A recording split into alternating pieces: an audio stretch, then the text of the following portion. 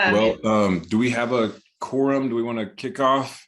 We don't have a quorum, but I'll tell you, y'all can we can go through the agenda and you can do everything. We just can't approve the minutes. And we can always approve them at the next meeting. So I was going to say, I haven't read them, so I was going to propose to delay to next meeting anyways. Yeah. So yeah, I think we could for sure. Okay. I'll have to sign off at 5. I have another board I'm on that we'll need to jump over to. So Brad, why don't you tell them the next item on the agenda? Well, to do that, I would need to open the agenda. Give me about half a second. I've got it here, Brad. Let's see here. So we can start off with call to order, approved minutes, testing. We were kind of already stepping into that. We're seeing numbers go up from Washington Regional and Community Clinic. Certainly seeing numbers go up across the states. I think the states at 15%, the nation's at 13%, something to that effect. Yeah. The state was a little lower. State's at like 10%, and I think the nation's at 13%. And we've been trailing the rest of the country. I don't know if that's just because we had been hit so hard with Omicron that our immunity kept us safer for longer from this next little bump.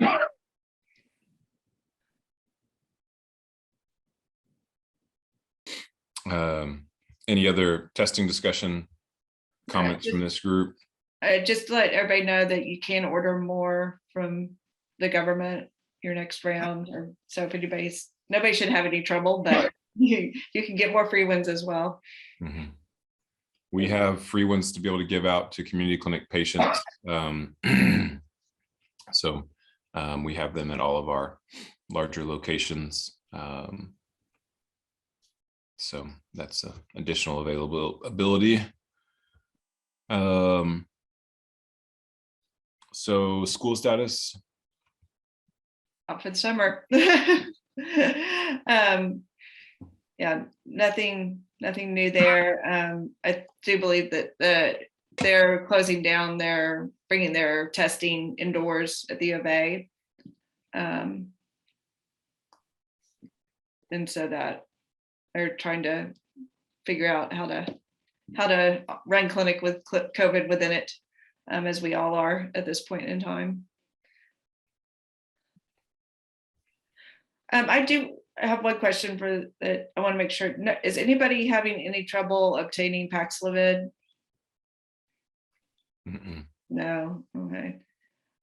Just want to make sure that everybody's prescribing it as they can, and also to be aware of the rebound COVID with Paxlovid.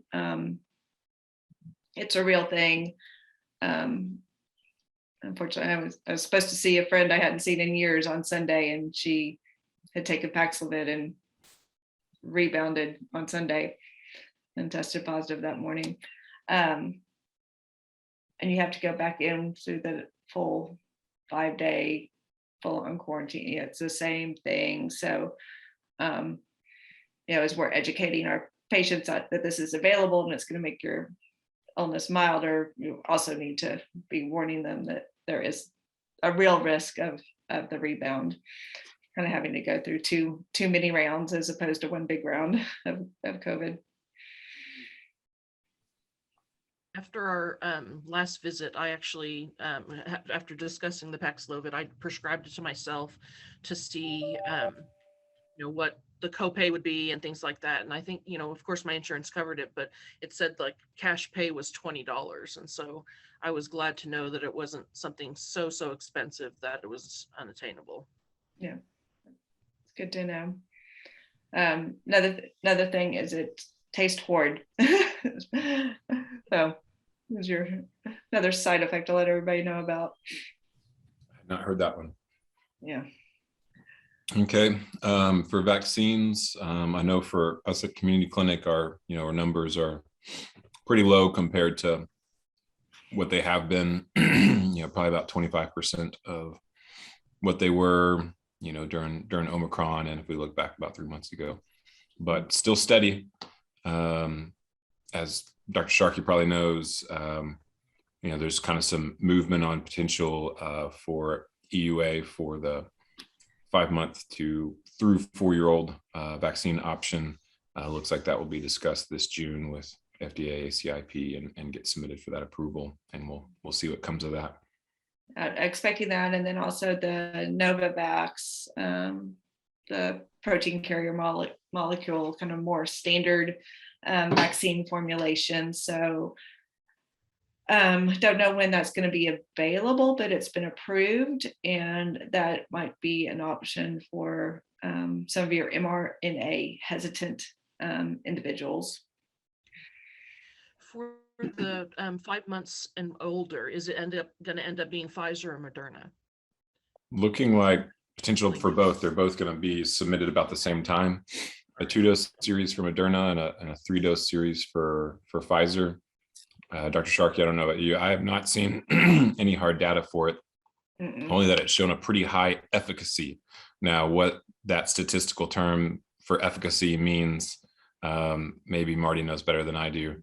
But it didn't really talk about efficacy for prevention versus hospitalization.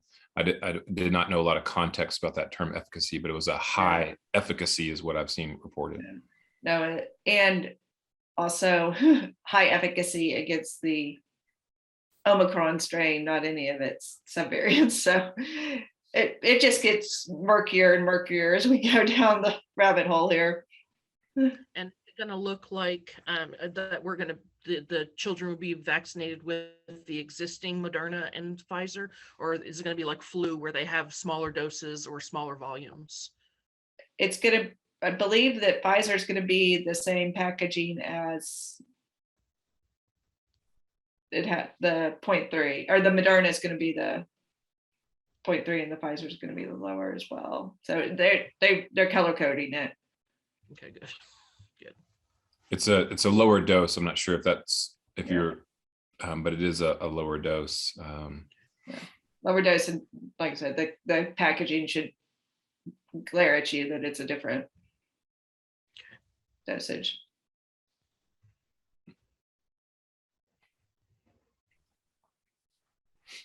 I don't think I have anything else on vaccines. I guess the CDC, has, I think since we've last talked, they have approved boosters for the 5-year to 11-year-old age range. So that's important information to get out, that group has been approved for. And then they kind of did a reaffirmation. It seems, kind of doubled down on the importance of a booster dose for the 12 to 18-year-old group. So that was already out there and recommended, but they did a kind of a reaffirmation of that.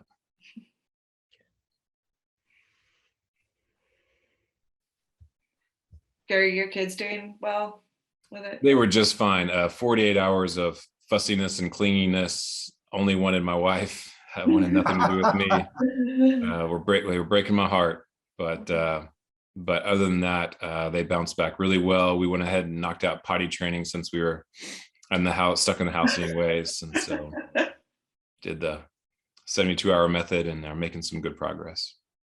All right, there you go.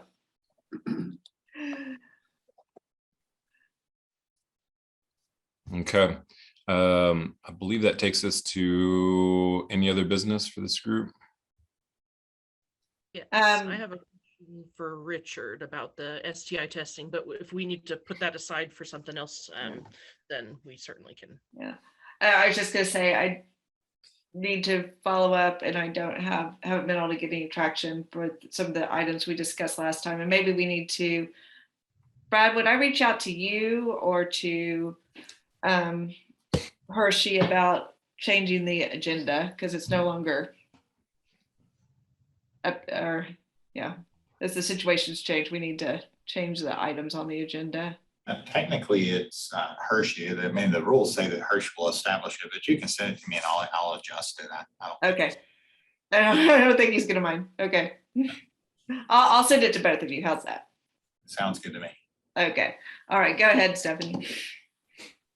Yes, no, I just, with Richard being here today, I just wanted to kind of find out where we were at with the testing for syphilis, hepatitis C, and HIV, because I know that Dr. Patel had limited who can get that testing, but I'm not sure if like the supply issue is resolved, or if that is now up and going again, or if we're still waiting for that to start up. Yeah, it's eased up some. We do have some testing supplies, and we're actually taking daily inventories of all the health units of the supplies we have, so we know if we need to move them around. And we're still treating symptomatic contacts even if we can't test, so we're not letting anybody slip through the cracks there. Okay, that's good to know. And sorry I wasn't at the last meeting. No worries. On that note, for other business, community clinic will be on Saturday, be at the Siloam Springs Pride Parade, and then at the Fayetteville Pride Parade with our mobile health unit doing HIV testing. So we'll have, and then have some HIV counselors there to talk about HIV risk reduction. And so ways to reduce the possibility of contracting HIV, and then offering opportunities for PrEP services. So if that can be of assistance to anyone, we would be excited to help. I believe I don't know our exact location. I don't know our location for Siloam Springs, but for Fayetteville, I believe we're near the large parking lot across from the Walton Arts Center. And we'll be there during the pre-parade times, I believe through the parade then. And You do all of the community clinics do PEP and PrEP? Mm-hmm. That's awesome. All right, that's good to know. Thank you. Yeah, we have had it. So a couple myself and another physician have been prescribing it for some time. And so there's been folks that have connected to us through that. But now all of our providers, all of our sites able to prescribe it. Awesome, thank you. And Richard, I don't know if you have the data as far as, we know anecdotally that we've seen some increase in some of our sexually transmitted infections, or is there any hard data from the county department? I don't have anything in front of me, Marty. I mean, I can look that up and get back with you on it. I don't want to speculate right now, but I mean, we have seen an increase in the units. If you could have that for us for Sure. next meeting, that'd be great. I think I think we're all looking forward to be able to do something other than talk about COVID and vaccine and swabs. Yeah, for sure. Yeah, maybe things that we can actually make a bigger, better impact on potentially. It's been so difficult to make an impact on COVID, but maybe there's things that we can offer some new insights to. Any other pieces? I think we do have a quorum actually, if y'all wanted to vote, or you can wait on those minutes either way. I have not had the opportunity to look at the minutes. Not sure about the others, but my thought would be to postpone. Sounds good to me. Meet again in 2 weeks, or on the 4th Wednesday of the month, or what do y'all think? Probably not a bad idea, since it'll be after the big Pride in Fayetteville, so we can, I guess, see if there's been an uptick in any of the COVID and those type of things. I think if 2 weeks, if we could get a full participation, it'd be good, because I do think we're going to see a little wave of COVID as well. So just make sure that we don't miss anything, and starting to worry about the fall, if there's not another financial package passed about how we're gonna get through that. Okay. All right. Well, good talking to everybody. And I will see y'all in 2 weeks.